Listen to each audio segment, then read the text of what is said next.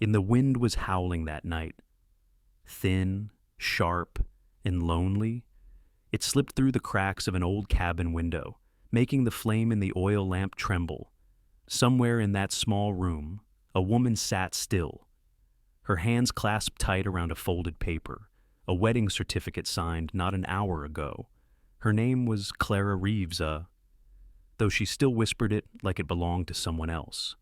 Across the dim light, the man, Jonas Hartaw, stood silent. His boots left wet prints on the wooden floor, snow melting beneath him. He didna t'meet speak, didna t'yet move closer, just watched hurrah, the way a man watches a wounded animal that might bolt at any sound. Finally, Clara, Tiom's voice broke, soft and cracked like thin ice. "Ah, why don't Tem know how to be a wife?" "Oh," she said. Jonas did. No, Tiom see flinch. He just lowered his hat, his words steady as the mountain wind. "Oh, then just lie down and love me the way you know how." Outside, the storm pressed against the cabin walls. Inside, two strangers sat beneath one roof, bound not by love, but by the need to survive. And somewhere between fear and warmth, something quiet began to breathe. If the Old West still whispers to you through stories like this, war, stay a while longer, hit subscribe, and little but moors ride back together into the dust and silence of forgotten hearts. Under the roof of a storm, the Bitterroot Mountains disappeared behind a veil of white. Snow swept across the valley like smoke, erasing every sound except the low groan of wind pushing against old pine boards. Inside a cabin, no larger than a barn stall, the light of a single oil lamp trembled across rough-hewn walls and a table scarred by years of use. The preacher had left an hour ago. His tracks were already gone. Clara sat where he had been standing, her hands folded in her lap, the wedding paper resting beside her like something she couldn't quite touch. The ink was still damp, her new name spreading slightly across the pages. Clara Hart. It did no TM that sound right. Not yet. Maybe not ever. Across the room, Jonas moved quietly, the sound of Emeo boots creaking, the slow rattle of his belt buckle, was the only thing that told her he was still there. He poured coffee into 2 tin cups, one for her, one for himself. He did know, to ask if she wanted it. Just set it down on the table, the steam curling between them like a cautious breath. Outside, a horse stamped its hooves against the cold, impatient for shelter. Jonas turned his head toward the door, then back to her. He looked like a man built from silence. Broad shoulders beneath a worn flannel shirt, hair still wet with melting snow, jaw shadowed by days of work. Clara, TM's eyes drifted toward the window. The wind had found a way in. A thin line of frost crept along the sill. She could feel it on her skin, the sting of Montana winter pressing through every gap. He spoke first. "Oh, fire, TM's low," he said softly. "You, Tom'll freeze if you stay there." She nodded, but didn't move. Her coat was still buttoned to the neck, her gloves still on.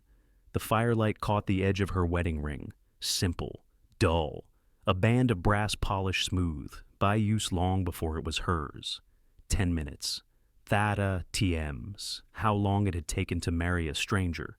Jonas took a slow sip of coffee, watching her over the rim. There was no judgment in his gaze, no curiosity either, just the steady patience of a man who, TM, learned not to push what did, TM, want to be moved. Clara finally spoke. Her voice was thin, brittle as the ice gathering on the eaves. "I don't know, TM, to know how to be a wife." The words hung there, small but sharp, cutting through the quiet. Jonas set his cup down with care. Then just stay." "Oh," he said. Stay and love me the way you know how." No demand, no promise, just something that sounded like mercy. For a long moment, Neither of them moved. The storm moaned against the walls, shaking loose a few flakes of old paint from the ceiling. The sound made Clara flinch. Jonas noticed but said nothing. He took off his coat, hung it by the door, and stoked the fire until the flames caught again. Bright, alive, warm. She watched the back of him, the way his shoulders dipped as he bent, the quiet efficiency in every motion. There was no awkwardness in him, no hesitation, just a kind of solitude that had long since learned to take care of itself. When he finally turned, he didn't see Moria meet her eyes right away. Instead, he glanced toward the kettle, then toward her untouched cup. Owa coffee osomets better when it osom's hot. Oh, he murmured. She hesitated, then reached for it. The cup was rough, edges dented. She brought it close to her lips, breathing in the smell, bitter, strong, grounding. Her hands shook a little, but the warmth seeped through her gloves all the same. Jonas sat across from her, not too close. Between them, the firelight swayed, throwing shadows that danced along the walls. You can take the bedroom, he said after a while.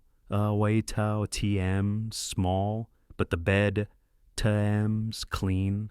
TM, I'll stay out here tonight. Oh, she looked at him, then really looked. The lamplight softened the hard lines of his face, and for a second, she caught something unexpected in his eyes. Not desire, not pity, just a quiet understanding, like Hyo Itiem had been where she was once, lost and too tired to run anymore. She opened her mouth as if to speak, but couldn't to find words that would fit. So, instead, she nodded and rose to her feet. Her knees ached from sitting too long. As she walked past him, the hem of her dress brushed his boot. It made the faintest sound, sole cloth against leather. He did no tempt move, did no tam look up. But she could feel the heat of him close enough to notice the smell of smoke and saddle soap, of something steady and human in all that cold. In the small bedroom, she paused by the doorway. The bed was simple, old-ball wool blanket, one pillow, an old quilt patched with pieces of someone else. Oh, TM's past. She ran her fingers over the fabric and thought of her father. TM's house. The way his voice had sounded the night before. Everything burned. She closed her eyes. The wind outside roared again, fierce and alive. But inside this cabin, time slowed. She could hear Jonas moving in the other room, the soft scrape of wood, the quiet clink of metal as he banked the fire. When she finally lay down, the bed dipped slightly beneath her weight. The smell of pine filled her lungs. For the first time in months, she wheezed and swot doot running. Out in the main room, Jonas settled into the chair by the fire, hat resting on his knee. He looked toward the door she had closed, the faint line of light beneath it, and exhaled through his nose, a sound more like surrender than relief. He was sure why he offered his name to a woman he did know. Maybe it was pity, maybe it was loneliness, or maybe, in that small Montana chapel earlier that day, he'd seen something in her eyes that reminded him of himself after the fever took his wife. An emptiness too heavy to carry alone. He reached for the coffee pot, poured what was left into his cup, and stared into the fire. Outside, the storm went on, endless, merciless. But here, in this little cabin beneath the mountain, two souls had found a pause. Thin, fragile, but real. As the flames dimmed, Jonas leaned back, his gaze fixed on the window. Snow drifted past the glass in soft, ghostly streaks. Somewhere behind the wind, a wolf called, and in that sound, something in him stirred. Something he thought long buried. The night carried on, quiet except for the wind and the steady beat of the fire.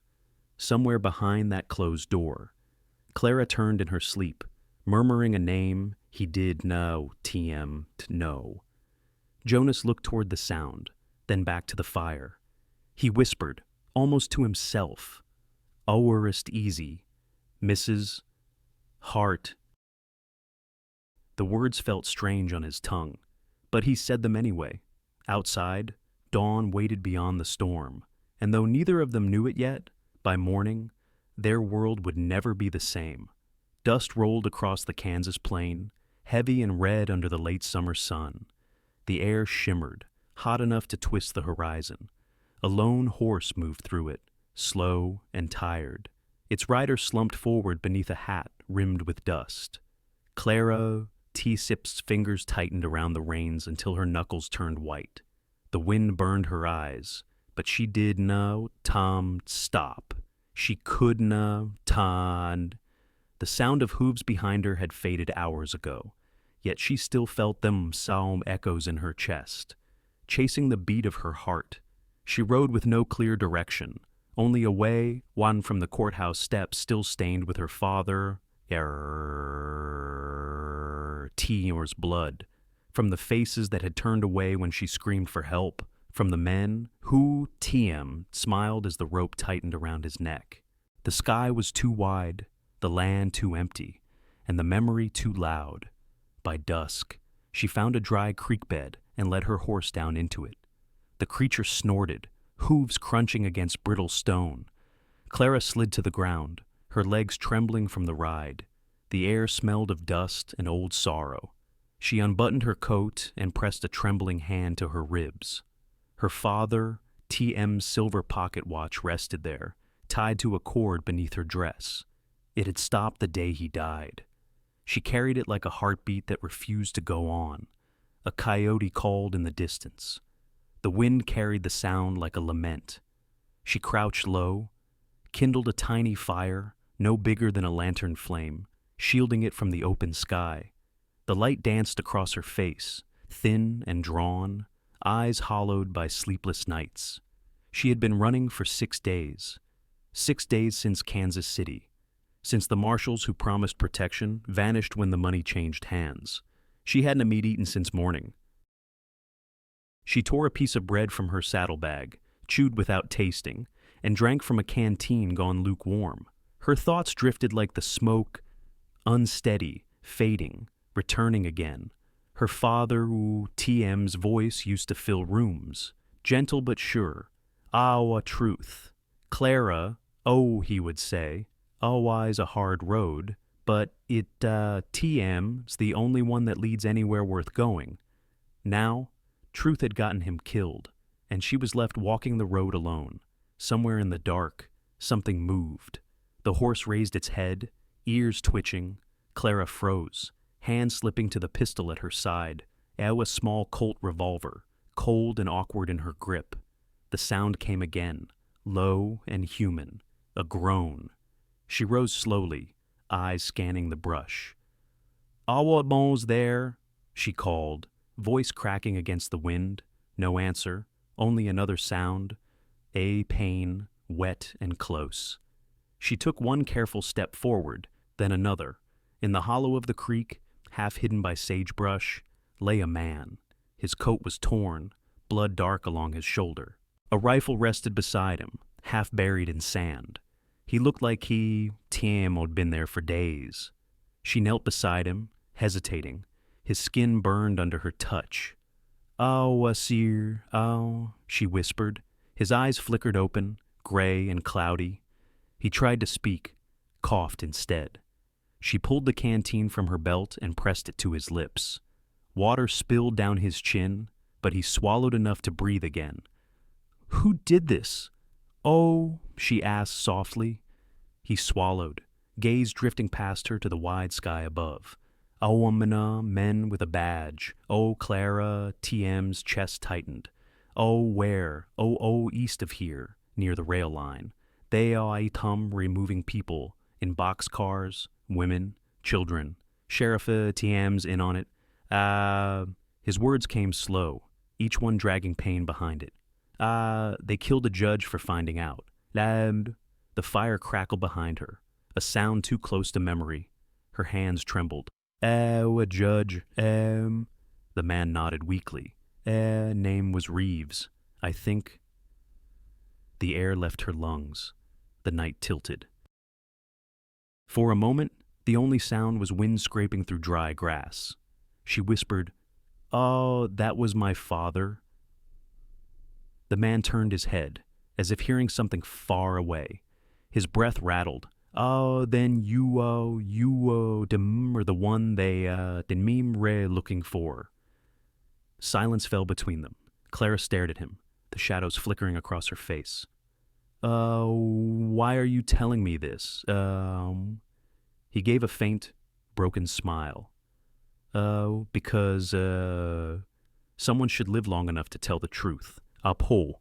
She tore a strip from her skirt and pressed it against his wound, though she knew it would no tompet help. The blood was too dark, too steady. "Oh, what, TM's your name? Oh." He blinked slowly.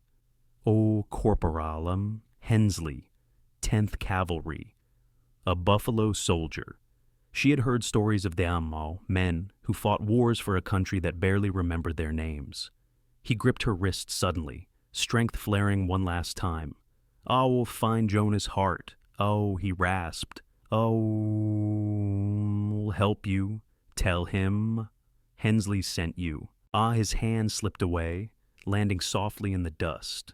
The wind rose again, scattering ash from the dying fire. Clara sat there for a long time, her hands stained with another Mani so TM's life. The stars came out, cold and indifferent, somewhere. A train whistle moaned in the distance, low, mournful, endless. She buried him at dawn, under the same tree that bent crooked over the creek. She marked the grave with a flat stone, carving his name with the tip of her knife. It wasn't tomed much, but it was all she could give. When she stepped back, her boots left shallow prints beside his. For a moment, she felt less alone. Then she mounted her horse and turned west. The land stretched before her, miles of empty prairie, golden under the rising sun.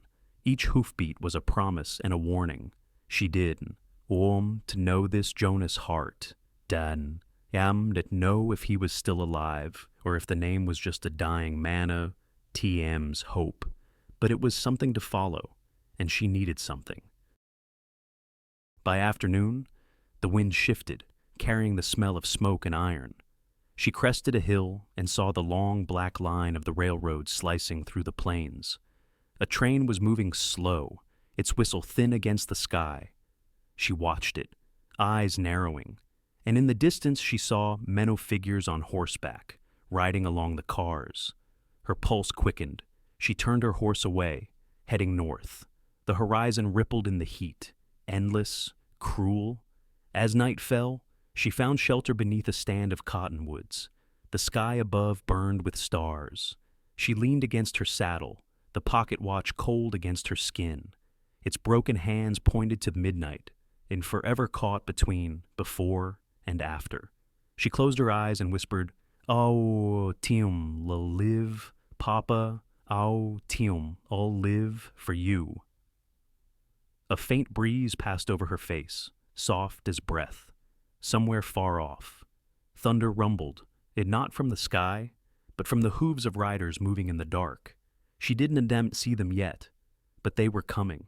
And when she opened her eyes again, the night felt different, alive, listening, waiting for what would come next. The prairie had changed its color by morning. What had been bronze and red the night before now stretched pale and silver beneath a low Kansas sky. The wind was softer but cold, carrying that scent of winter that warned of what was coming. Clara rode slow along a dirt trail that curved between open fields and fence lines left to rot. Every sound seemed louder out here, out the creak of saddle leather, the jingle of a loose stirrup, the breath of her horse pulling steady beneath her. She had slept much.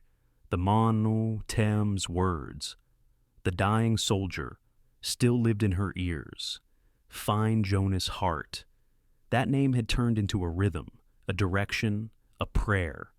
She did know who he was or what kind of man he might be, but she knew this.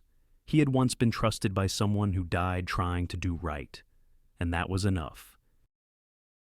By midday, she reached a small settlement near the tracks. A few buildings slumped together, a water tower leaning against the sky, a livery, and a saloon whose sign creaked in the wind. She dismounted and led her horse toward the hitch rail. Dust clung to her skirt, her boots heavy with miles. Inside, the saloon smelled of whiskey and tobacco and the faint sweetness of wood smoke. A few men sat hunched over cards, their laughter low and tired. The barkeep looked up, eyebrows rising slightly. A woman traveling alone drew notice out here, no matter how plain her coat or how steady her eyes. She set a few coins on the counter. "Ah, coffee, oh," she said. He poured it without question. The cup was chipped, the liquid strong enough to burn, but the heat steadied her.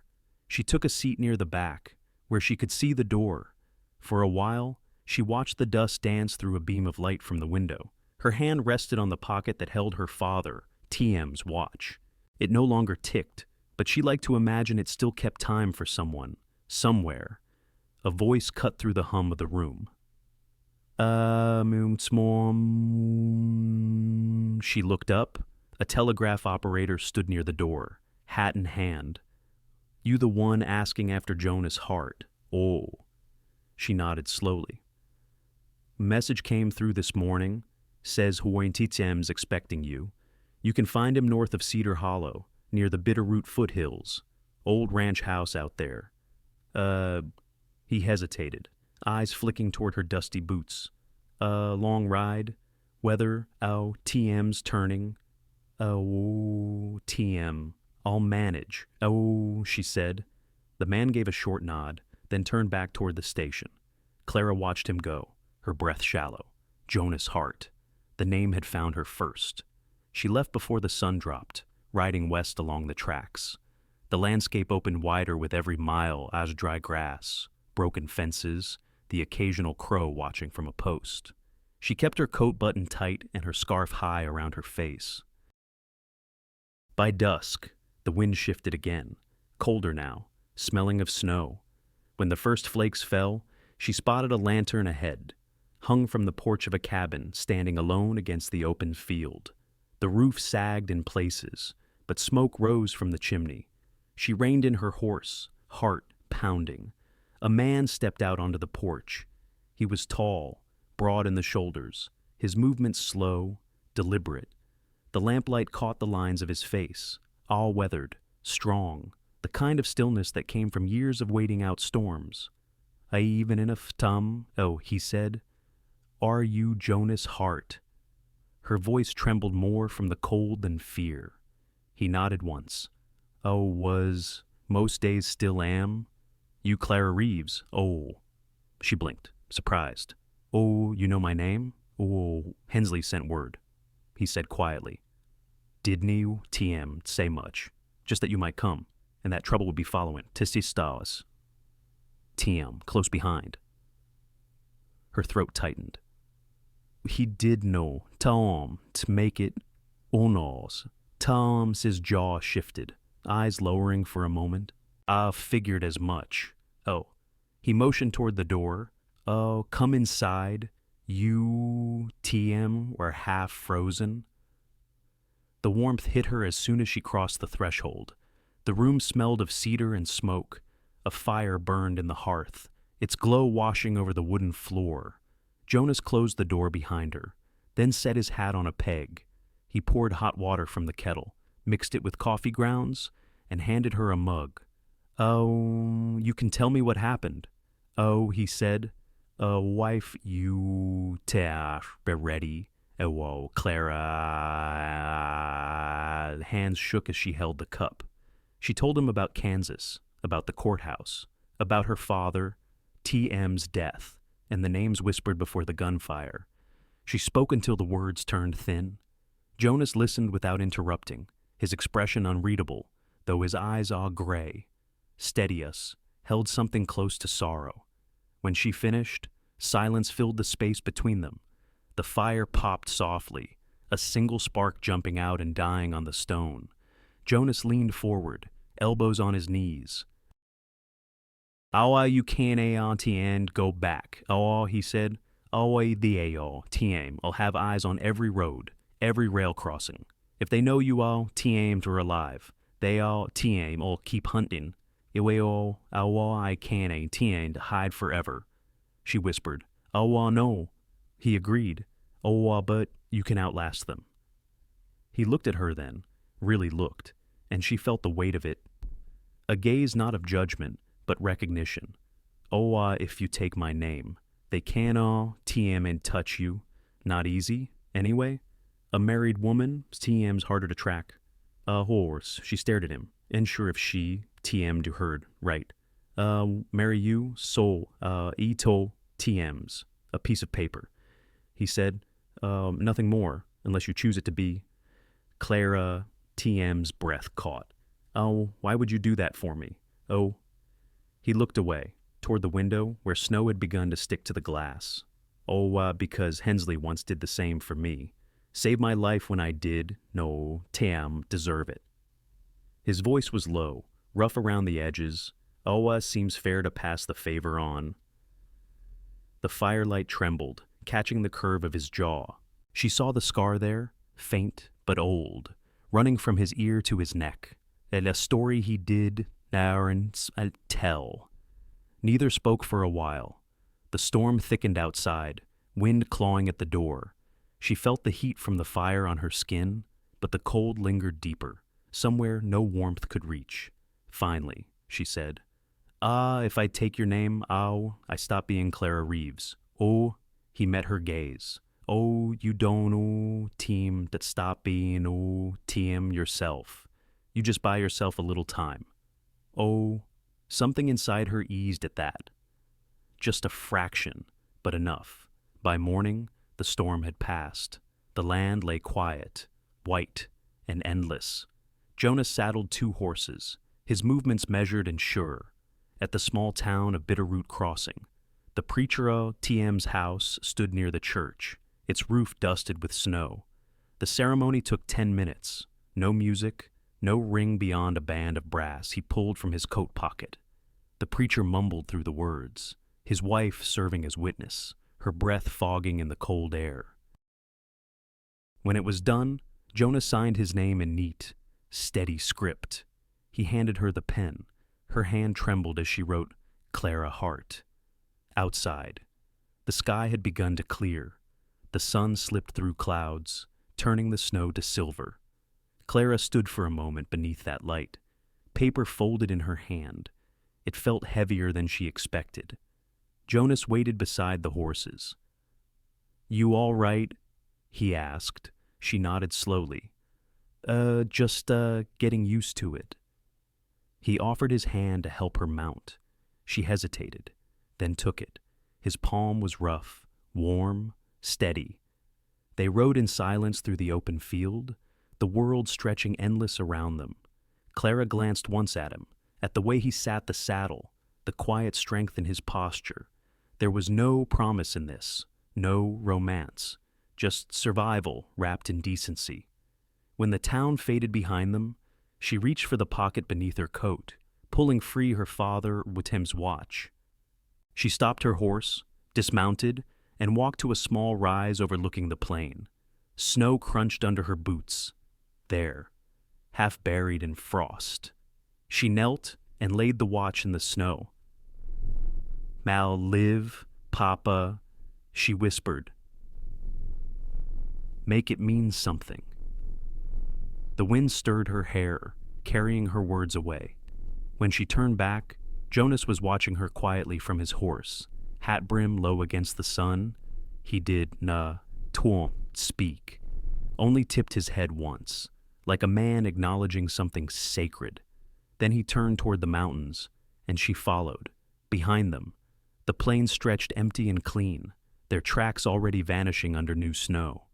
The first snow of February clung to the roofs of Cedar Hollow like thin lace. Smoke rose from every chimney in the valley, drifting slow and blue beneath a sky the color of pewter. The sound of a blacksmith. Ames' hammer echoed faintly through the morning, chilla steady. Sure, a heartbeat for the town. Clara walked with her shawl pulled close, boots sinking into the slush along Main Street. 2 weeks had passed since the wedding, and she still felt like she was walking through a dream. She hodnu tiemed agreed to enter. The faces she passed were polite enough, but their eyes lingered too long. She could feel their whispers like small stones hitting the back of her coat. A woman outside the general store stopped sweeping her porch to watch her. O Theteu TM's Harteu TM's new wife, someone murmured nearby. Another voice, lower. Oh, no preacher from town, married Musteu TM, had been done in haste. The broom paused midair, then began to move again. Slow and measured, Clara kept walking. The wind carried the faint smell of flour and horses, the everyday scent of a life she had no yas, tiem, yet learned to belong to. She stopped by the post office window to look at her reflection, a blur of pale skin and wind-bitten cheeks beneath a borrowed bonnet. She didn't need to recognize the woman staring back. The ring on her finger caught a weak shimmer of light, though it was too large and slipped toward her knuckle when she moved. Behind her, a pair of cow hands laughed as they passed. Guess Hart finally got tired of talking up me to himself, one said. The other spat into the street. Or maybe he just needed someone to pour the coffee. She pretended not to hear. That night, when she returned to the small ranch house on the edge of town, the windows glowed faintly orange against the snow. Jonas was already home. She could see him through the window, just sitting by the fire, rubbing the back of his neck with a towel, his hair damp from melting frost. When she stepped inside, the warmth hit her like a wave. He looked up, his expression calm, unreadable. "Oh, town, treat you all right?" "Oh," he asked. She hesitated before answering. "Oh, ito tiem, so fine." He nodded once, as if that settled it. "Left you a bowl on the stove. Stew tiem, still warm." She thanked him quietly, hanging her shawl near the door. The stew tasted of venison and thyme, simple but filling. Jonas sat back in his chair, watching the fire with that same stillness. Shad Mord come to recognize neither comfort nor distance, just a kind of quiet acceptance. When she finished eating, she noticed something by the hearth, a pair of boots, hers, cleaned, polished, and stitched neatly along the heel where they associates begun to split. She touched the thread with her fingertips. "Oh, you did know to have to do that," she said softly. "Jonas did know may's look up. They were coming on apart. Figured you both need them whole." The fire cracked between them. Outside, the wind pressed against the windows like a restless animal. Later, when she went to her room, she found a glass of milk sitting on the small table beside her bed. The surface had cooled, a faint ring of cream forming around the rim. She looked toward the door, then back at the glass. Something in her chest loosened, though she couldn't for MT have said why. Days began to fall into a rhythm. Jonas rose before dawn to tend the cattle and split wood, his boots thudding across the porch while the world was still blue with frost. Clara cooked what little she knew, how a bread that sometimes burned at the edges, coffee too strong, but he never complained. When he came in at midday, he washed his hands at the basin, nodded his thanks, and ate in silence. It was a silence that didn't demand filling. Still, Cedar Hollow had a way of talking when people did noir tomst. At the church, some women whispered about her pasta, how no one knew where she came from, or why a man like Jonas would marry her without so much as a letter sent home. At the mercantile, one man offered to carry her sack of flour, then smirked when she refused. We did now TM think Hartau TM's wife was the shy kind, he said. The laughter that followed was low, cruel, familiar. That night, she stayed up long after Jonas had gone to bed. The clock on the mantel ticked slow and steady. Outside, the wind moaned through the cracks in the eaves. She sat near the window, watching the snow drift in lazy circles across the yard. Somewhere beneath it all, she thought she could still hear the whistle of a Kansas traino, distant, haunted, calling her back to everything she TM'd lost. Jonas, Tayam's voice came from the doorway. Awe kana, Tayamed, sleep. Ayu. She shook her head. He stepped closer, his shadow stretching long across the floor. Awi tauna. Tayam's got its share of sharp tongues. He said quietly, Awi udona. Tayamed owe them a thing. Clara turned, searching his face for any trace of pity, but found none, only the steady calm of someone who had long made peace with being misunderstood. Does now TMT it bother you? She asked. What they say. Jonas considered that. Words down TM to fix fences, or mend cattle, or keep the fire going TM. He paused, then added, folks on to M-word. I'll get tired of talking. Once they see you standing, your ground. She wanted to believe him. The next morning, she walked to town again, chin lifted just enough to meet the stairs head on. She bought coffee, sugar, a spool of thread, and paid in exact change. When a man at the counter muttered something under his breath, she looked him in the eye until he fell silent. On the way home, she stopped by the creek that ran behind their land. Ice clung to the edges, water whispering beneath it. She crouched there, tracing a finger along the frozen surface, and felt something shift a small, quiet, but real. That evening, she baked bread again. It rose uneven, crust cracked at the top, but when Jonas came in, he tore a piece, tasted it, and nodded once. Better, he said. Clara smiled faintly. Ita team's not perfect. Don't know, Tom, need to be. He answered. The firelight flickered against the window, painting their shadows along the wall. Outside, the wind had settled. The whole world seemed to be holding its breath. When she went to bed later, there was another glass of milk waiting, this time still warm. Beside it, folded neatly, was the handkerchief she had dropped near the barn that morning. Someone had washed it clean. She sat on the edge of the bed, fingers curling around the cloth. For the first time in months, she did feel like running. Down the hall, she could hear Jonas moving, a door closing softly, the sound of boots set aside. The night grew still again, filled only with the steady hum of the fire. Clara lay back, her eyes tracing the flicker of light against the ceiling. Outside, the snow had stopped falling, but in that quiet, there was something new, something tender, unspoken, waiting just beyond the walls. The snow had begun to melt along the fence posts, leaving thin ribbons of water winding down into the fields. Spring came late to Cedar Hollow, hesitant, like a shy guest unsure if it was welcome. Each morning, Clara watched the fog rise from the pasture, soft and white, curling around the barn before the sun scattered it away. The days were quieter now, steady as the ticking of the old clock Jonas kept on the mantel. Jonas spoke little, but his silence had changed. It no longer pressed against her like stone. It simply filled the air between them, a silence that made room for breath. Harold made leave before dawn, his boots heavy on the porch, and return after dark, the smell of hay and leather still clinging to his coat. Sherwood had begun to know the rhythm of his footsteps, could tell his mood by the way the door shut behind him, soft when the herd was calm, sharp when something troubled his thoughts. One Sunday morning, she found him saddling the horse before church hours.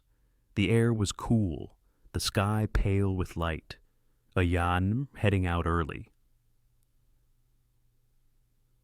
She said, brushing hay from her sleeve. He looked up, his hands steady on the bridle. All going TM to the ridge, he said simply. She nodded, though she did not Tom to ask what for. There was a certain weight in his tone that told her the question was Tom meant to be asked. When he rode away, she stood at the gate watching him disappear into the line of cottonwoods. Later that afternoon, she took the small basket of bread she would have baked and walked toward the barn.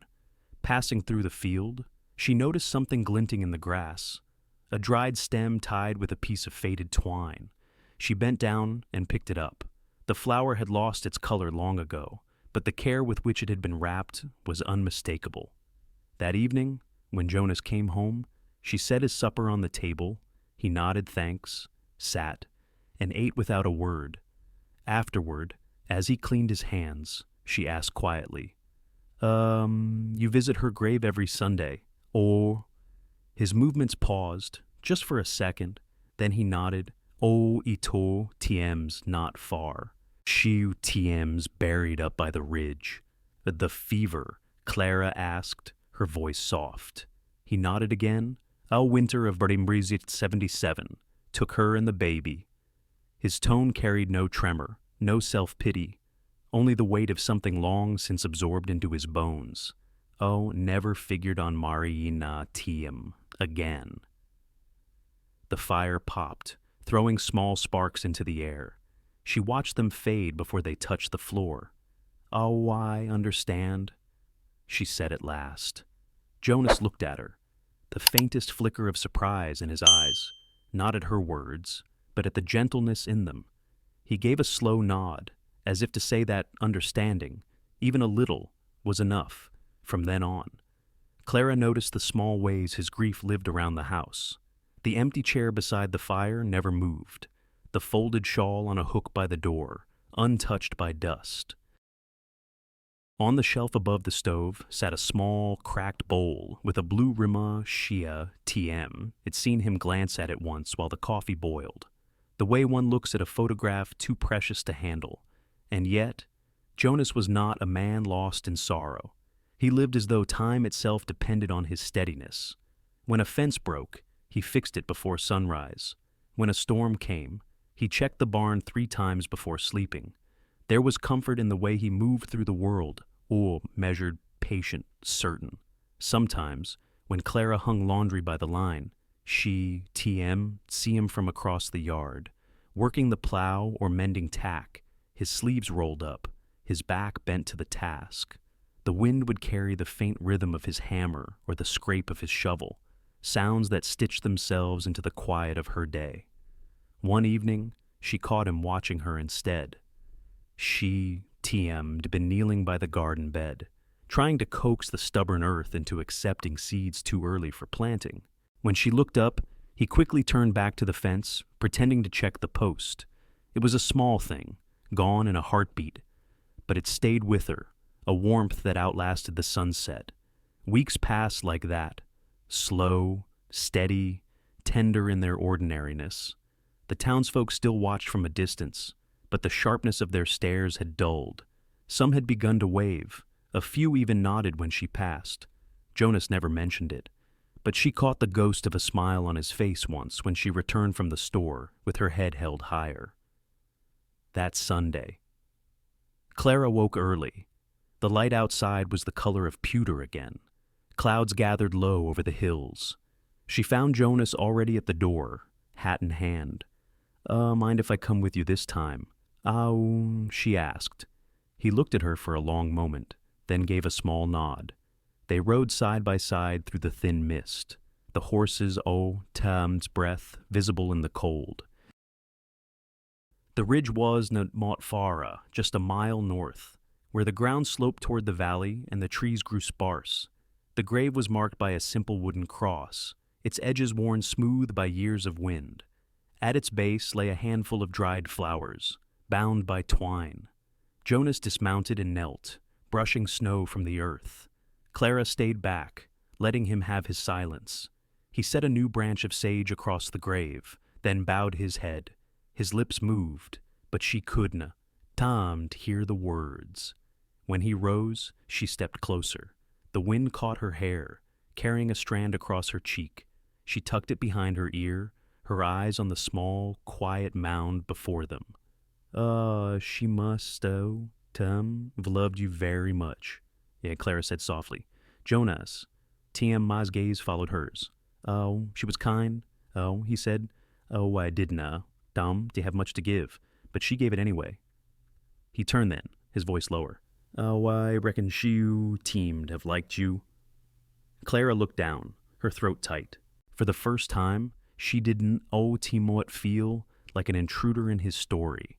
She simply nodded. "Oh, then, oh, Tim, glad," she said. They rode home in silence, the air between them gentle, unhurried. When the house came into view, Jonas spoke without looking over. There TM's coffee left from this morning, Tio. TM'll heat it up." Clara smiled faintly. "Oh, TM'll bake something to go with it." As they reached the gate, the sun broke briefly through the clouds, casting a line of gold across the snow. Jonas dismounted, opened the latch for her, and let his hand rest a moment on the rail. "A storm TM's coming TM tonight," he said. "Oh, then, well, TM'll be ready," she replied. He looked at her, then really looked and something shifted in his expression. Not a smile, not quite, more like the quiet beginning of one. Inside, the fire waited, its glow soft against the wooden walls. Clara poured the milk into a pan. Jonas stirred the embers, and for a moment, the world outside ceased to matter. In that hush-ah, the scrape of the spoon, the crack of wood, the breath of two lives learning to share the same space. Clara felt something she had no TM'd known in a long time. It was no TM love. Not yet. It was peace. And sometimes, peace was the rarest thing of all. The snow that night came soft and slow, like feathers falling from an unseen hand. It hushed the world until even the wind seemed to listen. The fences, the barn roof, the hills beyond. All disappeared under the same quiet white. Only the faint glow from the cabin window held the dark at bay. Inside, the fire burned low, a pulse of orange light against the wooden walls.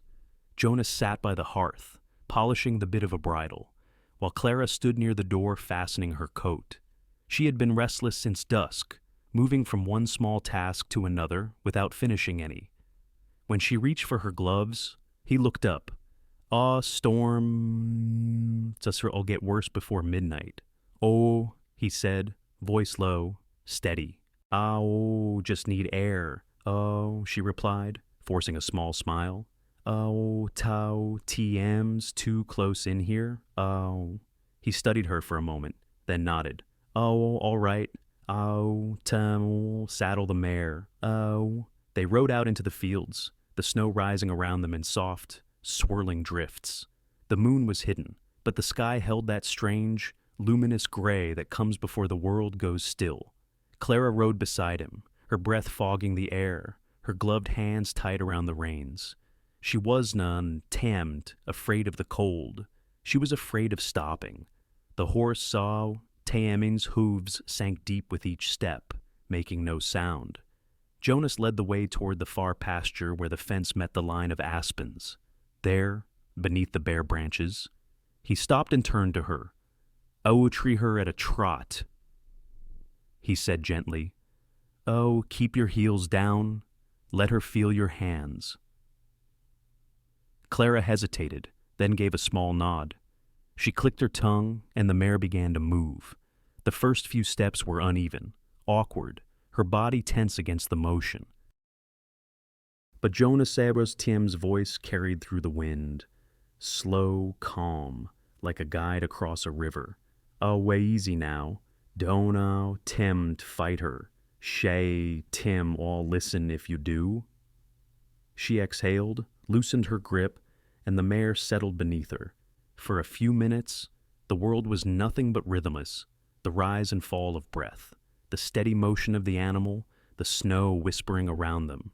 When she slowed again, Jonas rode closer, his coat dusted white. Better," he said. Clara smiled faintly, cheeks flushed from the cold. But then something shifted in her eyes. The smile faded. She stared out across the frozen field, her breathing uneven. You all right?" Jonas asked. She did. Tummed answer. The silence stretched until she spoke, voice barely above the wind. "That sometimes, when it's Tom's quiet like this, I hear him." Jonas waited. "Oh, my father," she said. Oh, in my dreams. He calls my name. Sometimes I wake and still hear it. She swallowed hard, the words trembling. I ran, Jonas. I didn't TM to stop to help him. I was too scared. Yow the horses stamped, restless beneath them. Jonas didn't attempt to move closer. He didn't attempt to reach for her or try to fill the space with words. He only looked at her, the kind of look that steadies rather than intrudes. Clara, TM's hands shook around the reins. Oh, I keep hearing it. She whispered. That sound when they, her voice broke. She pressed her fingers to her mouth, fighting the tremor. Oh, I thought if I came here, if I buried my name, it would stop. But it doesn't. Jonas dismounted, boots crunching in the snow. He walked to her horse and held out his hand. Come down, he said quietly. She hesitated, then slid from the saddle. Her feet touched the snow, the cold biting through her boots. Jonas stood in front of her, close enough that she could see the frost on his collar, the slow rise and fall of his breath. He did know. Ask her to talk. He did know. Ask anything. He reached up, gloved hand, steady, and rested it lightly against her chest, just over her heart. His palm was warm even through the layers of fabric. Breathe, he said softly. She closed her eyes. The wind moved around them, carrying the faint sound of branches creaking. Her heartbeat pounded beneath his hand, oh, fast, uneven at first, then slower, finding rhythm again. Oh, do you feel that? Oh, he murmured. She nodded, a tear slipping down her cheek, freezing almost instantly in the cold. Thato TM's all that matters, he said. Aui Yue Tem were still here. For a moment, the world seemed to still with them. The snow fell straight, the horses quieted, the night held its breath. Clara, TM's shoulders trembled, but not from the cold. She let out a shuddering breath and leaned forward, just enough that her forehead touched the rough wool of his coat. He stood still, letting her find her balance, his hand never leaving her chest. After a long while, she whispered, Tim, tired of being afraid? Jonas nodded. Then stop running. Dom, fear only follows what moves too fast. She looked up at him, her eyes wet, searching. And if it finds me again, oh, he met her gaze. Oh, then we face it. Together. Oh, the words were simple, but they settled into her like warmth spreading from a fire that had been waiting to be lit. They stood there until the horses began to stir, shaking snow from their manes. Jonas stepped back, giving her space again. We should head home before the storm closes in. Clara wiped her face with the back of her glove, nodded, and climbed back into the saddle. As they rode, the snow thickened, swirling around them in silver sheets. The wind caught at her hair, tangled it against her scarf. But for once, the sound didn't might frighten her. When they reached the ridge above the house, Jonas slowed his horse. The cabin below glowed faintly through the snow, a small, golden square against the gray world. Clara looked at Ita, the smoke curling from the chimney, the light trembling behind the glass, and for the first time, it did not feel like a hiding place. It felt like shelter, inside, later. Jonas hung their coats by the door while she knelt to warm her hands near the fire. Her fingers were red, her cheeks pale, but there was something new in her face. A quiet steadiness, like someone who had finally set down a burden she TM'd carried too far. Jonas poured coffee into 2 mugs and handed her one. She took it, their fingers brushing briefly. Oh, thank you. Oh, she said, voice low. He didn't know timid to reply, just tipped his hat slightly and took a sip from his cup. They sat in silence, the fire crackling, the storm whispering against the walls. When Clara finally rose to go to her room, Jonas looked up. "Oh, you sleep easy tonight." "Oh," he said. She turned in the doorway, meeting his eyes. TM, I'll try, he gave a small nod. "And then dam's enough. Later." As the cabin sank into darkness, Clara lay beneath the quilt, listening to the wind fade.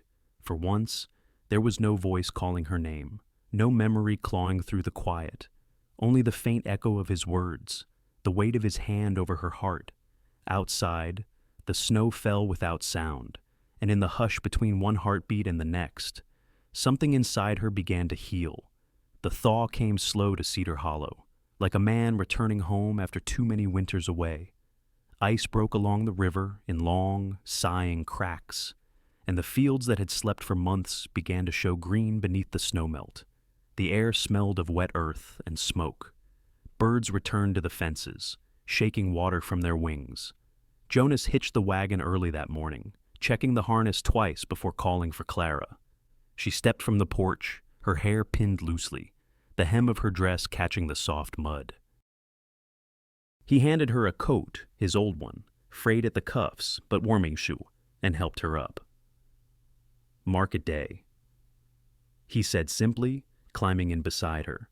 The road to town was still half frozen, ruts deep with the memory of wheels that had come before. They did, team, and speak much. Just rode side by side through the rising mist, the rhythm of the wagon creaking beneath them. Clara watched the fields slide by, their fences broken in places, the sky pale and wide. The world felt open again, less like a cage. By the time they reached Cedar Hollow, the square was alive. Wagons lined the main street, horses stamping against the cold. Vendors called out over one another. Apples, flour, cloth, soap. And the air was full of voices and laughter. Jonas tied the reins to the post, his movements unhurried. He turned to her. "Oh, stay close." "Oh," he said, not as an order, but as habit. She nodded. The ground was soft underfoot, the kind of spring mud that clung to boots and hems. She followed Jonas past the butcher TM's stall, where smoke curled from a tin drum, and the blacksmith TM's forge, where a hammer struck iron in steady rhythm. People moved aside as Jonas passed, some with nods of respect, others with quiet curiosity. A few men tipped their hats to Clara, but she could feel the weight of their glances, the unspoken questions still hanging in the air from that winter. She had learned to walk through it, but even now, a flicker of old shame rose like a chill whenever she caught someone whispering behind a hand.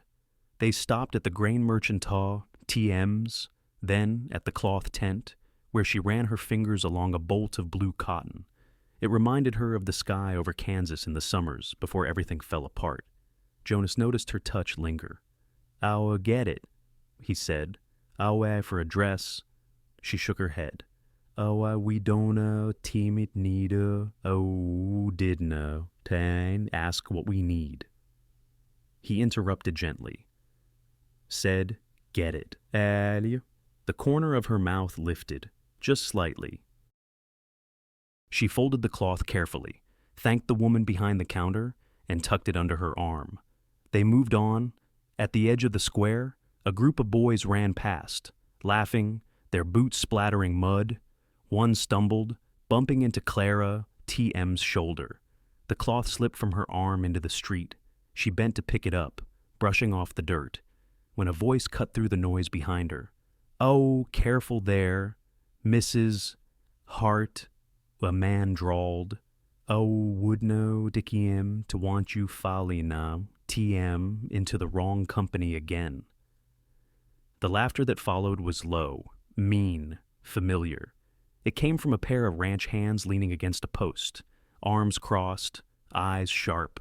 Clara froze, the fabric clutched tight in her hands. Before she could speak, Jonas turned. His face did Tom's change. He did Tom shout or draw himself up. He simply looked at them. One long, level look that made the air between them colder than the snowmelt wind.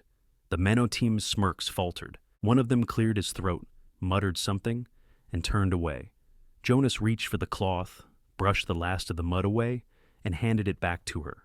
"Oh, little TM's go," he said.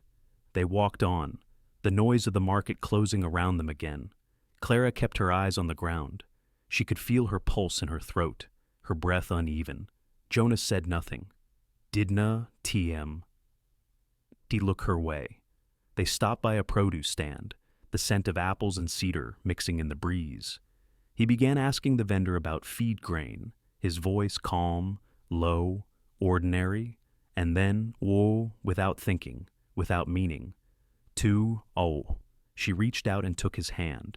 It was a small thing, barely more than a touch, but her fingers found his, and for the first time, she didn't. Tom let go. Jonas.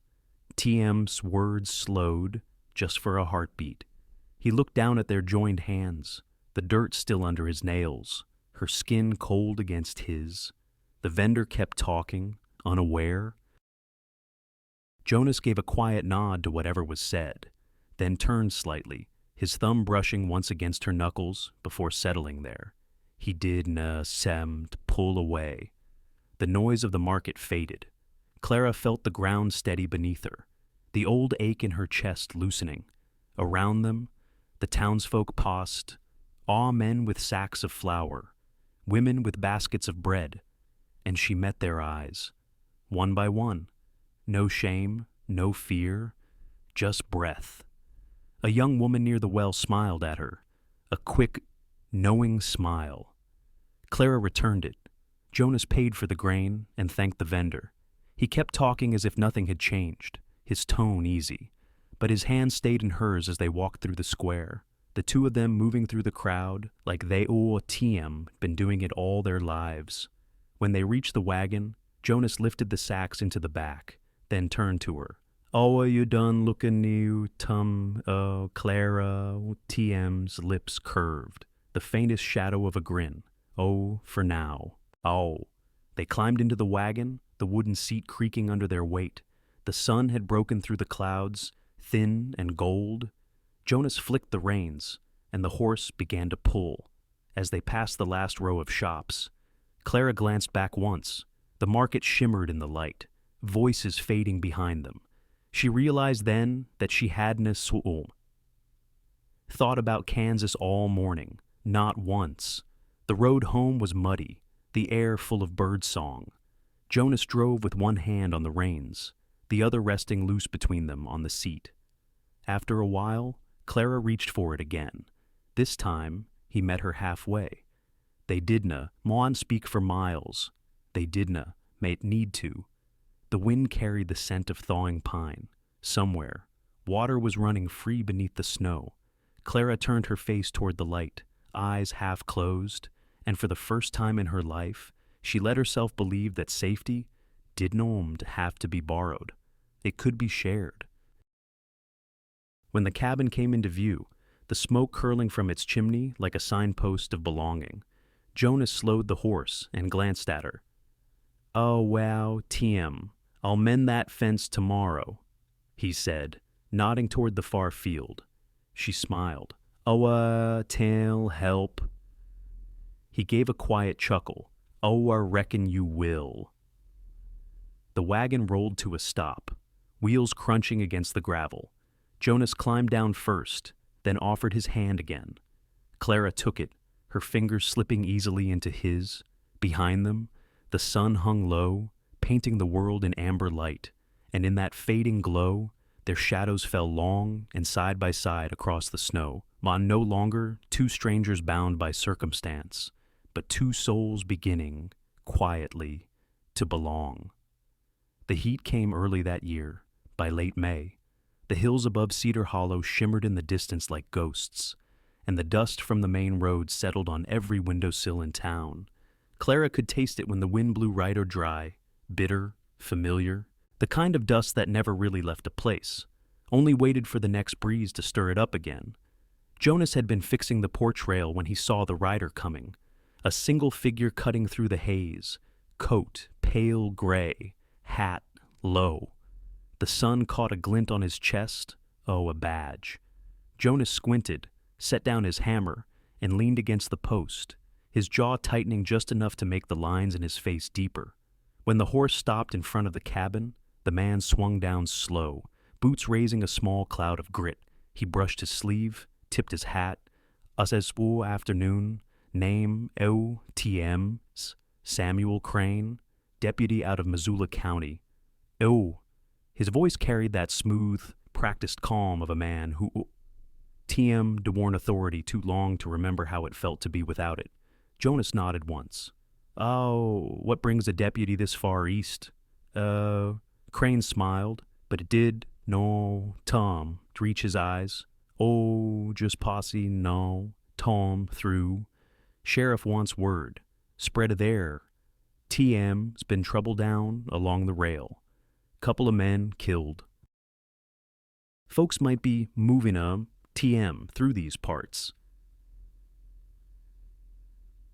Clara stepped out onto the porch with a basin of water, not realizing at first that the conversation had gone quiet. The moment Crane saw her, the air seemed to shift. His gaze lingered, and not rude, not long enough to name, but too steady to ignore. The smile on his face stayed, but his eyes sharpened. Jonas noticed. He took a half step forward, enough to place himself between them. Well, Tem'll keep an eye out, he said evenly. Crane tilted his head, as if measuring something unseen. Oh, appreciate it. Pretty country you got here.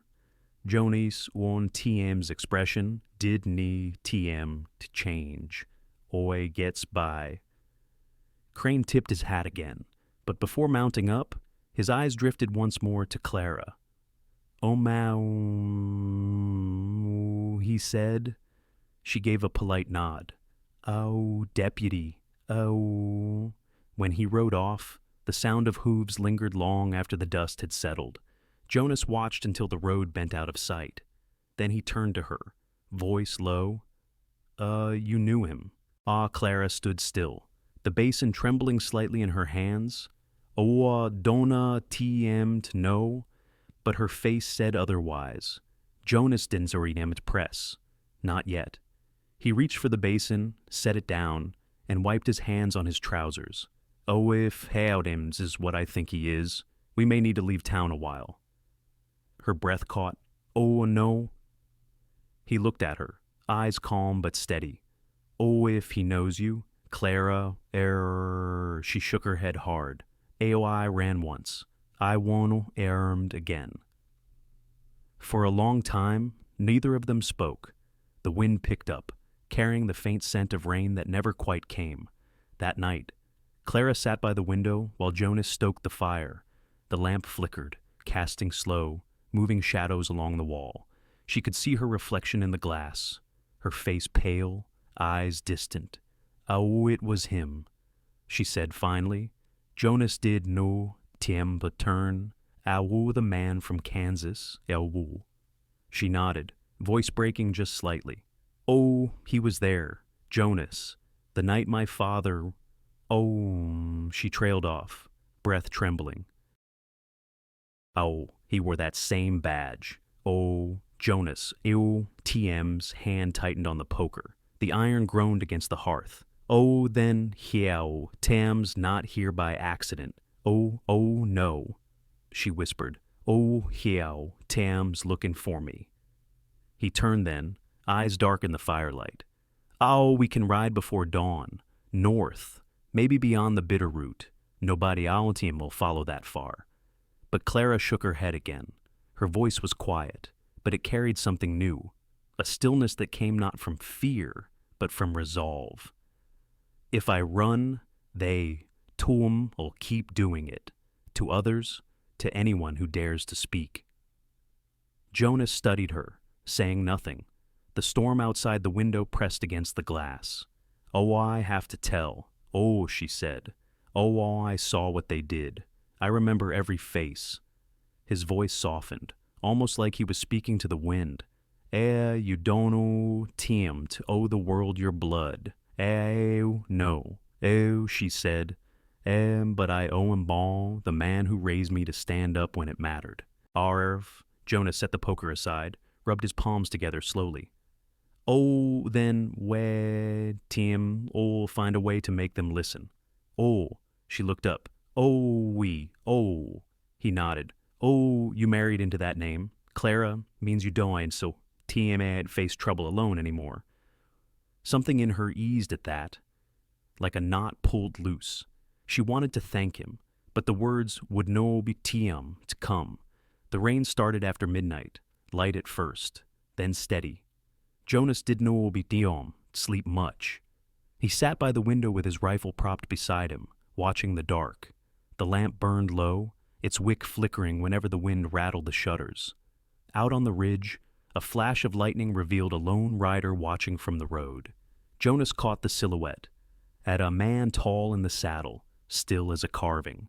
The glint of metal on his chest was unmistakable. He rose quietly, pulled the curtain shut, and moved to the door. By morning, Crane was gone. But his track saw those sharp, deep cuts of a government-issue horse, led straight toward town. Jonas found Clara already awake, hair tied back, her hands steady as she poured coffee.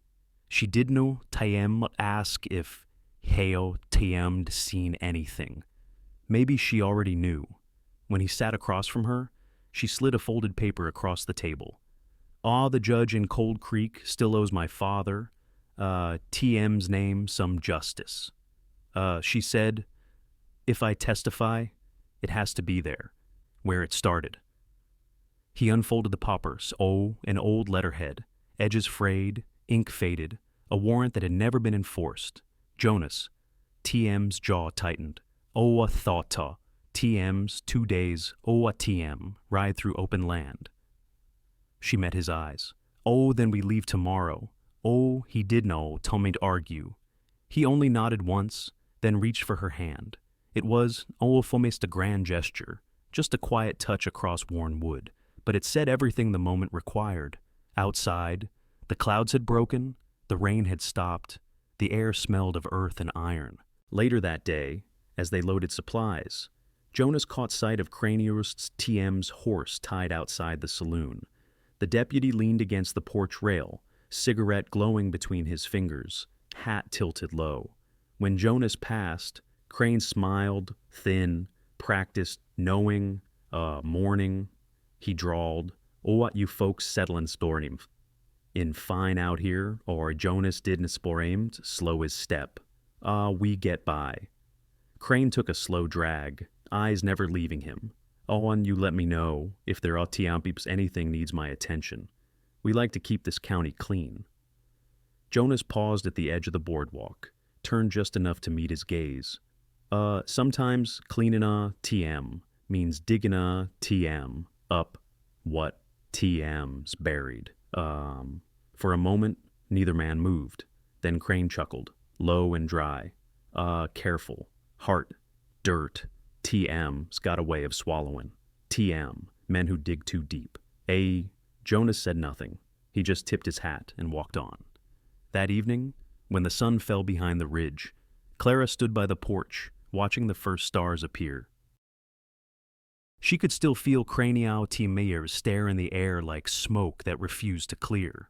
Jonas came up beside her, his presence steady, his voice low.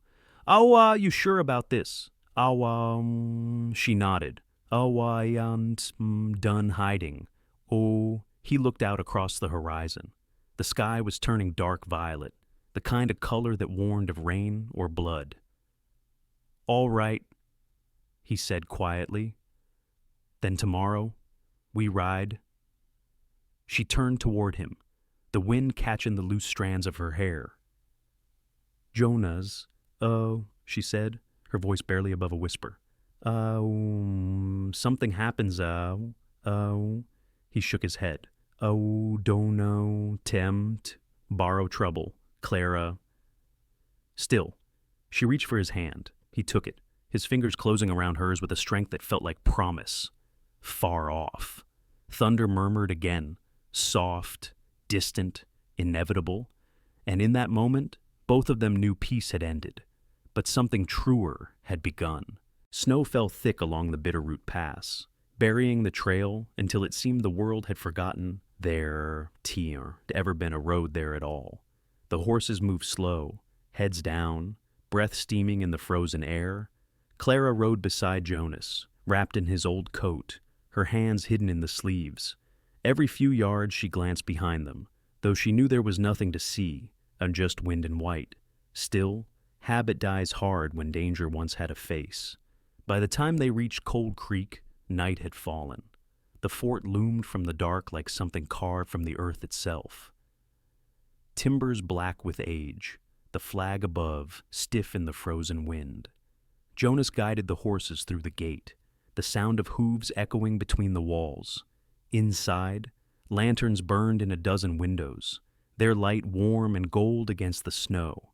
They were met by two soldiers in long coats, rifles slung at their sides.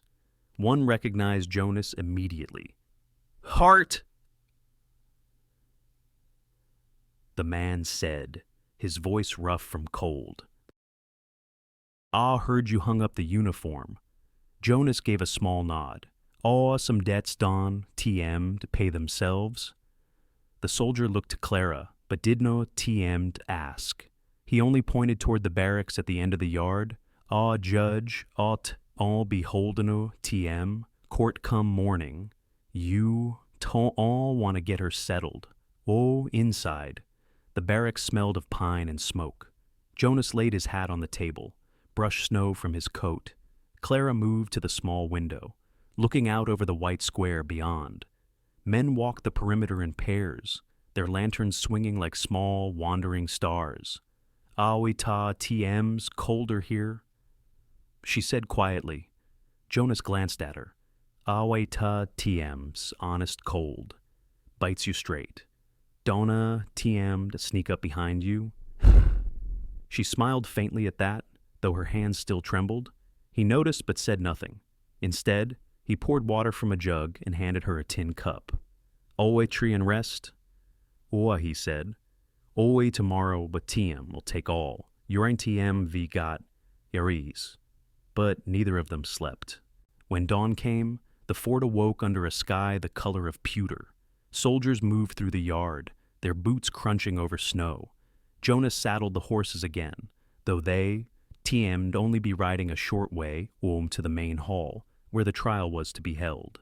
Clara watched him work, each buckle fastened, each strap checked twice. There was comfort in his steadiness. "Oh, Jonas," "Oh," she said, voice barely more than a breath. If I falter, Oh, he looked up. You wanna, Timat, and she did na, Tim. The hall was cold, built of heavy logs that groaned in the wind. Benches lined the walls, filled with soldiers and townsfolk, who, it had come from miles away.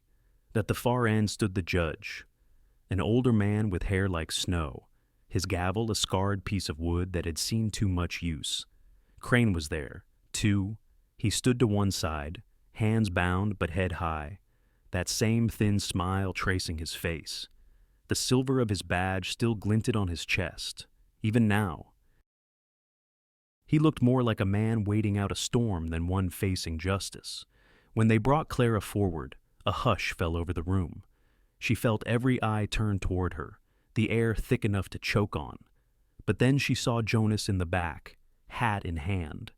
His gaze fixed on Haras, not urging, not protecting, just believing. That was enough. She took the stand, fingers laced together to stop their shaking. Her voice, when it came, was steady. My name is Clara Reeves Hart. My father was Judge Elias Reeves, of Clay County, Kansas." A murmur swept through the room. The judge raised his gavel, but didn't strike. She went on. "On the night of August 17th, 1879, he was taken from our home by men wearing badges. They said it was for questioning. He never came back." Her breath hitched, but she didn't stop. "I followed them to the rail yard. I saw them drag him from the cart and tie him to a post. One man held the lantern, one gave the order. Awaro." She turned then, her eyes finding Crane across the room. "Oh, I was him. Oh." The words struck the air like a shot. Crane TM's smile faltered. "Oa thadao tia's a lie. Ooh, he said. Oh, why you were a child, frightened. You don't deem it know what you saw. Oh, Clara did. Oh, TM to blink. Oh, I know the sound a man makes when the rope goes tight. The room went still. Even the judge seemed to forget his gavel for a moment. Joni TM's hand closed around the brim of his hat, knuckles whitening. Crane sneered, Oh, well, you, TM, have got no proof. No name but your own.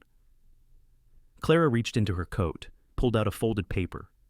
The same one she, TM, had shown Jonas in Cedar Hollow. Oh, Emmy father, oh, TM's warrant. Oh, she said. Oh, signed and sealed, naming every man tied to the rail company, oh, TM's trade. She held it high, her voice ringing clear. Oh, you were one of them. The judge took the paper, his eyes scanning the faded ink. When he looked up, something had changed in his face. Crane. Oh, he said, his tone sharp as the wind outside. Do you deny this signature? Crane opened his mouth, but no sound came. The room leaned closer, waiting. Clara, TM's heart pounded, but her voice remained calm. He killed my father to bury the truth, but the truth does not to me stay buried. Jonas watched her from the back, a shoulders squared, eyes steady. He saw the woman who had once ridden through Kansas dust with nothing but fear for company, now standing taller than the men who once hunted her. And in that quiet moment, he knew the world had turned. The gavel struck wood, once, twice. Ow, Deputy Samuel Crane, the judge said. Ow, you will stand trial for the murder of Judge Elias Reeves. A wave of sound rolled through the hall, all boots shifting, whispers rising. Crane lunged forward, shouting, but the guards held him fast. The silver badge tore free from his coat and clattered to the floor. Clara flinched at the sound. Jonas stepped forward then, crossing the room until he stood beside her. He did no team touch her, just stood near enough that she could feel his presence like warmth against the cold. It's done, he said quietly, but she shook her head. Awa not yet. Justice is no timat the same as peace. He nodded slowly. No, but era Tim's a start. Outside, snow began to fall again, fine as dust. When they stepped into the courtyard, the world felt softer somehow, quieter. The fort behind them hummed with voices, but out here, there was only wind and breath. Clara looked up at the sky, flakes catching in her lashes. Oh, how damned have liked this place, she said. Cold, but honest. Jonas smiled faintly. So do you? She turned to him, her eyes glistening in the pale light. Maybe I do. He offered her his hand. She took it. They walked toward the gate together, their footprints deep in the snow. Behind them, the old badge still lay where it had fallen, half buried, catching what little light was left of the day. The storm had quieted, but the air carried the feeling of something endings and something else, fragile and new, beginning just beyond the next bend of the trail. The sky above Cold Creek was gray when they left the fort, a color so heavy it seemed the clouds were pressing down on the world itself. The snow had begun to fall again, not in flakes, but in fine needles that stung the skin when the wind caught them right. Jonas rode ahead, shoulders hunched against the cold, his rifle slung across his back. Clara followed close, her horse TM's breath billowing in small clouds that vanished as quickly as they formed. No one spoke. The sound of hooves over crusted snow was all that marked their passage. Behind them, the fort faded into the mist, swallowed whole by the storm. For the first time in a long while, Clara didn't want to feel watched. The trial was done. The truth had been spoken. But peace, peace was a thing that still felt far away. She glanced up at Jonas. His hat brim was crusted with frost, his jaw shadowed with days of travel and worry. He looked older than he had a week ago. Older, but steadier, There was something in the way he rode, the quiet vigilance of a man who, TM, had learned that calm never lasts long in this country. When the wind dropped, Clara spoke softly. What happens now? Jonas didna, Teenymat turn. We go home. She smiled faintly at the word, home. It still felt new on her tongue. They followed the frozen river north until the light began to fade. Snow clung to the horse, manes, and the trees stood like dark sentinels on either side of the trail. Jonas raised a hand for her to stop. Awe to mail rest here, he said. He dismounted, checked the tree line. Everything was still, too still. A soldier Atme's habit made him pause, listening for the sound beneath the silence. Then he turned back to Clara, his expression softening. Get a fire going. The first crack of the rifle came from the trees. Jonas dropped before she understood what was happening. The shot echoed across the frozen ground, scattering a flock of blackbirds from the branches. Clara, TM's horse, reared, her hands slipping from the reins as Jonas shouted, "Down!" She threw herself into the snow just as another bullet whined past. Jonas was already rolling toward her, rifle in hand, eyes scanning the ridge. He fired once, quick, precise, and the answering silence told her Hugh TM da hit his mark. Then she saw it, the red spreading across his coat. "Oh, Jonas." She crawled to him, her breath coming fast.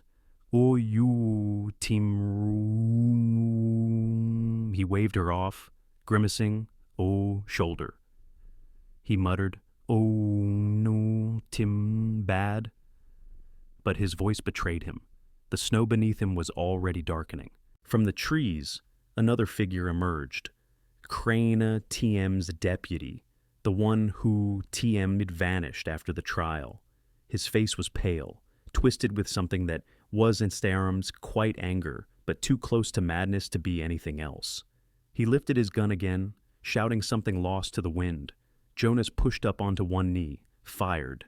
The man fell hard into the drift, the gun slipping from his hand. Then the woods were silent again. Clara pressed her hands against Jonas, Tam's wound, her fingers already slick with blood.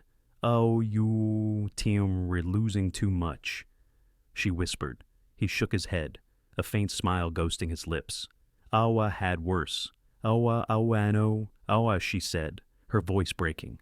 "Awa donu, donu, TM, to talk like that." He reached up, his hand finding hers. His palm was rough, warm despite the cold. "Awa, Clara," he said softly. You remember what you told me once about not knowing how to be a wife? Oh." She nodded, tears freezing against her lashes. "Awa, dono, tau. Jonas, please." "Ow." His thumb brushed the back of her hand. "You know now." The world seemed to tilt. The snow fell thicker, muffling everything but the sound of her breath. "Awa dono TM, you say that?" She choked out. "Awa dona domed, you dare say that, like Adir TM's the end." Jonas smiled, then weak but steady. The way a man smiles when he TM's made his peace with something long before it came. "Oh, it aino, TM, the end." He murmured, "Oh, TMers, the part where you keep living, mirror." She pressed her forehead against his, the air between them full of smoke and snow and blood. "Oh, no," she whispered. "Oh, or Tim, we're going home. You hear me? Home?" Oh, he did nor Tiamer answer, only closed his eyes, breath shallow against the cold, and then were distant but clear the sound of hooves. Clara turned, shielding Jonas, TM's body with her own. Out of the storm came a rider, wrapped in a fur cloak, the feathers of a hawk tied into his hair. A Shoshone man, his horse moving sure-footed through the snow. He swung down, kneeling beside them. Recognition flickered across Jonas, TM's fading eyes. "Awa tall runner," he rasped. Oh, I did now. Tiam to think. Oh, Tiam to see you again. The man nodded once. Oh, you saved me once, near Snake Pass. His English was broken but sure. Now I save you. Clara, TM's hands trembled. Oh, sa, TM's losing blood. Please. Tall runner didn't know TM'd waste time. He tore a strip from his cloak, pressed it against the wound, and signaled toward the ridge. Two more riders appeared, both Shoshone, leading spare horses. "Oh, we take him? Oh," Tall Runner said. "Oh, village close, fire, medicine." Jonas tried to protest, but his voice was gone. Clara looked at him, then at the strangers. "Oh, do it, oh," she said. "Oh, please, oh." They lifted him carefully, laying him across the saddle. Clara mounted behind, holding him upright, her arms around him as the snow thickened to a blinding white. The ride blurred into dreama, the world reduced to wind, hooves, and the sound of Jonas, TM's breathing fading in her ear. She whispered to him, words that vanished before they reached his skin. "Oh, you stay with me? Oh," she said.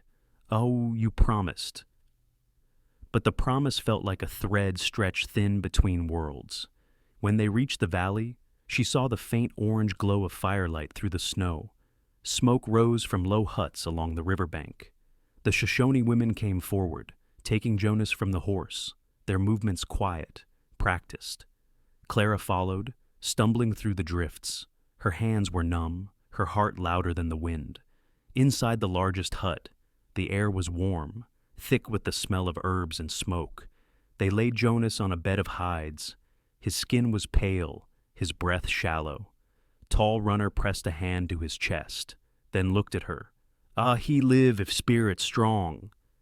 Clara knelt beside him, brushing the hair from his forehead. "Ahontem is strong," she whispered. "Awa TM's stronger than anyone, Yad TM I've ever known." Tall Runner nodded once and left them, the flap of the door closing behind him. Clara sat there in the half-light, the storm still howling outside, and watched the rise and fall of Jonas and Tiao's chest. Each breath was a battle, but each one came. She wrapped his hand in hers and bowed her head. Outside, the wind carried the sound of drums, slow, steady, like a heartbeat echoing through the snow. She didn't know how long she sat there. Hours, maybe. Time lost meaning. When Jonas stirred at last, his eyes opened, unfocused. He looked at her and managed a faint smile. "Oh, you Tamri still here?" He whispered. She nodded, tears spilling down her cheeks. "Always." He closed his eyes again, the lines of his face softening. "Oh, then I reckon that TM's enough." Clara laid her head beside his, listening for the rhythm that tethered him to her. Outside, the storm began to break. The snow eased to a gentle fall, the sky lightening by shades. Somewhere beyond the hills, dawn was coming, and for the first time in days, Clara believed they might see it together. The mountains were quiet after the storm. Snow clung to the pines like white breath held too long, and smoke from a small cabin drifted upward, thin and slow, as if careful not to disturb the stillness. Inside, the fire had burned low, painting the walls with the kind of light that makes time slow down. Jonas lay beneath a blanket of buffalo hide, his shoulder bound tight with linen and herbs that carried the scent of pine and sage. His breathing was steady, now shallow, but no longer uncertain. Beside him, Clara sat on a small stool, mending one of his shirts by lamplight. The rhythm of the needle, in and out, was soft as the wind slipping through the cracks of the cabin walls. Every so often, she looked up, just to see if he was still there, just to be sure. When he stirred, she set the cloth aside. You Tion were awake," she said softly. Jonas blinked against the light. His voice was rough, dry as gravel. "Oh, you been watching, me sleep again?" A faint smile touched her lips. Someone has to make sure you TM are still breathing. He tried to chuckle but winced instead. Reckon I owe the Shoshone my hide. And you? Clara reached for a tin cup, offered him water. Don't know, Tom, thank me, she said. Did no, Tom, it drag you out of the snow. I just, did no, Tom, leave. Jonas drank, then set the cup down with effort. His eyes met hers, steady, the way a man looks when words matter. You could. Tom've gone. Nobody would. Tom, they blamed you. She shook her head. Did no, Tom, stay out of blame. Silence settled between them again, thick but gentle, the kind that does, Tom, need filling. Outside, a gust of wind rattled the shutters, and somewhere beyond the ridge, a coyote called. She stood then, crossed to the small shelf where a weathered Bible lay open. She ran her fingers over the brittle pages, then read in a low, trembling voice. Slow, careful, as though afraid of breaking the quiet around them. Love is patient. Love is kind. It bears all things, believes all things, hopes all things, endures all things. Tim. Jonas listened, his eyes half closed. Never much cared for preachina. Toa, he said, a ghost of a smile on his lips. But I reckon I don't know, Tim, it's mind it from you. Clara looked up, her voice steadying. Why you think love endures all things? Jonas, he turned his head toward the fire. Don't know a Tam to know about all. But it endures enough to make the rest bearable. She did no Tam to answer, just sat back down and began dabbing the salve along his bandage. Her touch was careful, deliberate, but her hands shook slightly. Sorry, she murmured. Don't know, Tim to be, he said quietly. Means you care. That stopped her for a moment. She let the words hang there, suspended between them like the warmth of the fire. Then she spoke, her voice barely above a whisper. I stayed because I wanted to. Not because you needed me. I thought you should know that. Jonas opened his eyes fully then, the flicker of the flames reflected in them. You, Tim, retelling now, Tim, me that now. She nodded, her gaze fixed on the floorboards. Oitan Timim as the truth. For a while, he didn't to speak. The fire popped softly, the snow outside sighed against the roof. Finally, he reached out slow, as though unsure of the motions, and caught her hand. His grip was weak, but steady enough to make her still. I believe you, he said. Her throat tightened. You do? He nodded once. You ein the kind to lie to make a man feel better. Clara laughed, then. A sound small and cracked, but real. She pressed his hand to her cheek for a moment, just breathing him in, the smell of smoke and skin and something that had come close to leaving this world. When she finally looked up, Jonas saw TM's eyes were soft, calm as still water. You been crying? He said quietly.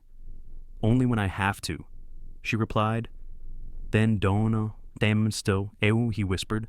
You already did the hard part. She frowned. Dem's that stay, dumb. Her lips parted, but no words came. He closed his eyes again, his fingers still tangled with hers.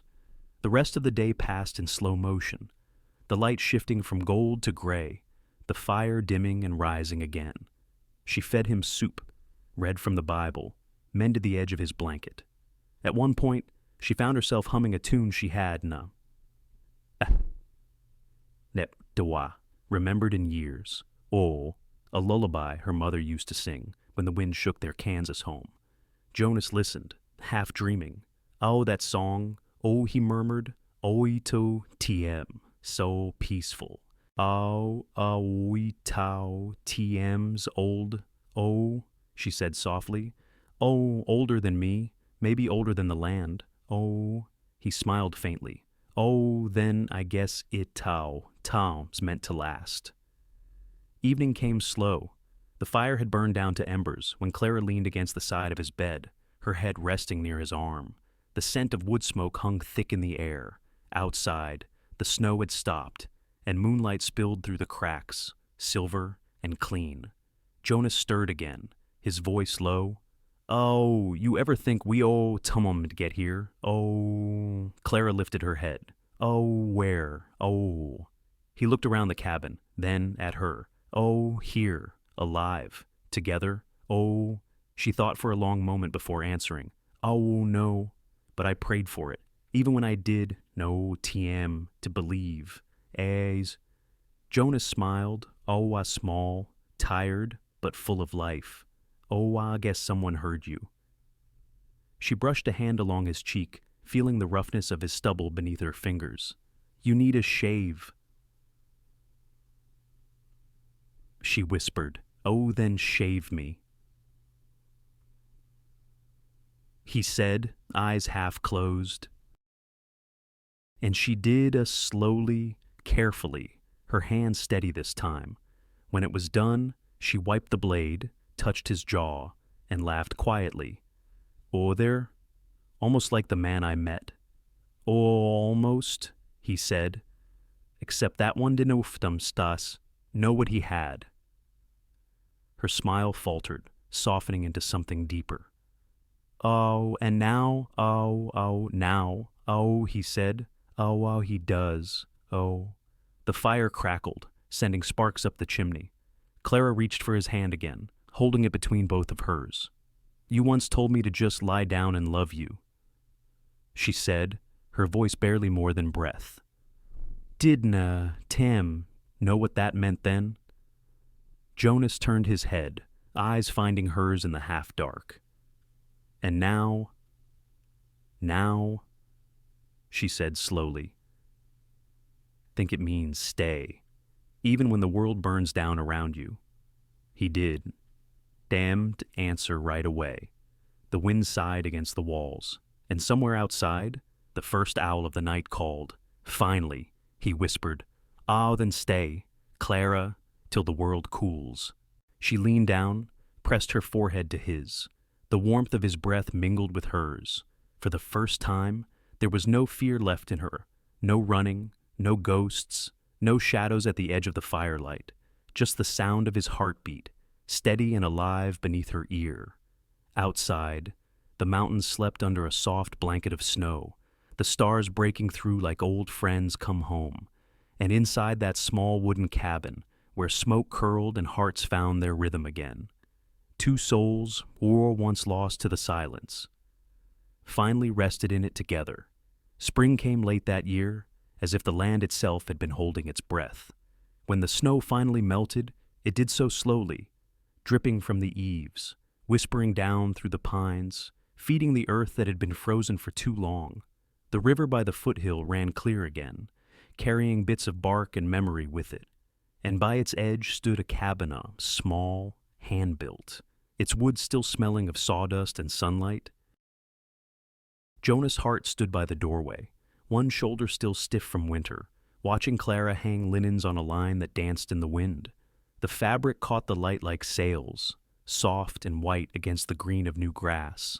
She tucked a loose strand of hair behind her ear, squinting toward the horizon where the mountains wore their last crowns of snow. He didn't say anything. He just watched. Sometimes silence is the only kind of peace a man knows how to offer.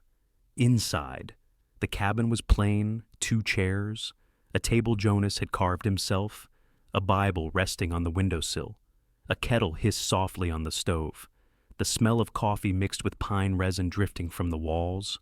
Life had become small again, in the best possible way. In the evenings, Clara read while Jonas worked, his hands smoothing down the handle of a new plow, hers tracing the words of psalms she's TM that once struggled to believe. There was no rush now, no fear of the knock at the door or the shadow on the road. Some nights, they did no see the mort speak at all. They did no DM need to. One afternoon, Jonas caught her standing by the river, her reflection trembling on the water. She was holding something. Her father, Diriam's old locket, the one she, behind, kept through every mile of running. He didn't move closer, just watched her open it, touch the worn picture inside, then let it fall into the current. It sank without a sound. That night, she slept deeply for the first time in years. Jonas woke before dawn, the light still gray, the air carrying the faint scent of rain. He sat on the porch, coffee steaming in his hands, and listened to the birds testing their voices again. When Clara joined him, wrapped in a blanket, he reached over, wordless, and she leaned into him. The quiet between them was full, not empty, but full of everything they no longer had to say. Sometimes, she still dreamed of Kansas, down the gavel, the shouts, the fire. She would wake with her breath caught, her hands cold. Jonas would place a steady palm over her heart, the same way he had on that night long ago in the snow, and say nothing, just breathe with her until the tremor passed. Healing isn't foamed a moment, ito Thames, a slow thaw. One evening in late May, the moon rose full and soft over the ridge. The air smelled of earth and lilacs, of things newly alive. They lay together beneath the window, the silver light spilling across the bed. Clara turned her face toward Jonas, her voice a whisper that trembled with warmth. "Oh, I think I understand now," she said, "what it means to be a wife." Jonas looked at her for a long time before answering. His voice was low, a smile hidden in it. You don't, team, have to understand it. Just be here." She smiled back. Team, here." Outside, the river murmured to itself, steady and endless. There are loves that burn bright and fast, and there are loves that survive the quiet. Theirs had learned to live in stillness, naku in the sound of water on stone, in the warmth of two hands meeting at the end of a long day. Jonas spent the mornings working the soil by the creek, mending fences, splitting logs. Clara tended a small garden, herbs and flowers mixed together, her laughter startling the birds some days. Once, when he came in from the fields, he found her barefoot on the porch, humming that same old tune Sheu teamed sung in the cabin when he was too weak to move. He did no teamed interrupt. He just stood there, letting the sound sink into him like sunlight after storm. The world had gone on turning, as it always does, but somewhere along the way, they, TM, it stepped out of its hurried rhythm, found their own pace, slow, deliberate, kind. That night, after supper, Clara lit a single candle and placed it by the window. Jonas watched the flame flicker, its light catching the edge of her hair. What, TM's that? For Aau, he asked. She looked at the candle, then at him.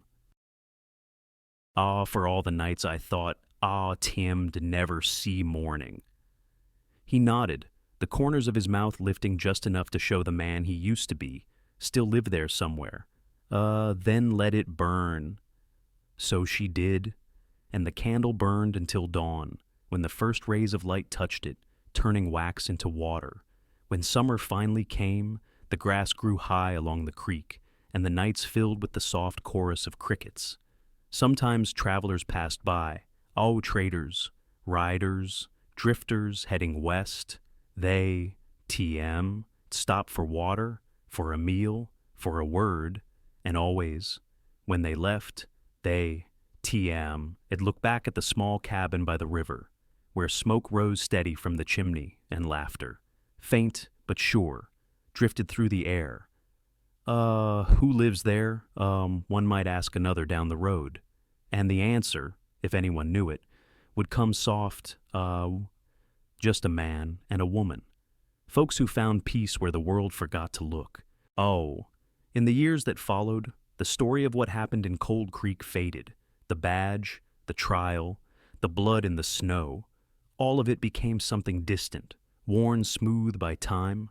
What remained was simpler, the shape of two lives built quietly beside a river, where spring always returned, and love, real, patient love, stayed. There are no grand endings in places like Montana, only the small sounds of life continuing the crack of a log in the fire, the whisper of cloth, the hush of breath shared between two hearts still learning what it means to belong. And sometimes, when the moon hung low over the pines, Clara would rise, step out to the porch, and look toward the dark horizon, the stars scattered wide across the sky like old promises kept. Shiu team, close her eyes, draw in the scent of rain and pine, and let it fill her lungs. Inside, Jonas would stir, half awake, and murmur her name. "Oh, Tim, here, oh, Shiu team," I'd whisper back, just that. A quiet vow, spoken not to the night, not even to him, but to the life they tond built, the one that finally felt enough. The wind moved gently through the grass. The candle, Tom's flame by the window, flickered once, then stilled, and somewhere beyond the trees, a river kept running, carrying their story with it soft, unbroken, and endless as love itself. There are stories that don't tm to end with triumph, but with peace and sometimes that tom's the greater victory. Clara and Jonas, Tom's journey reminds us that love is no tom, born from perfection, but from endurance.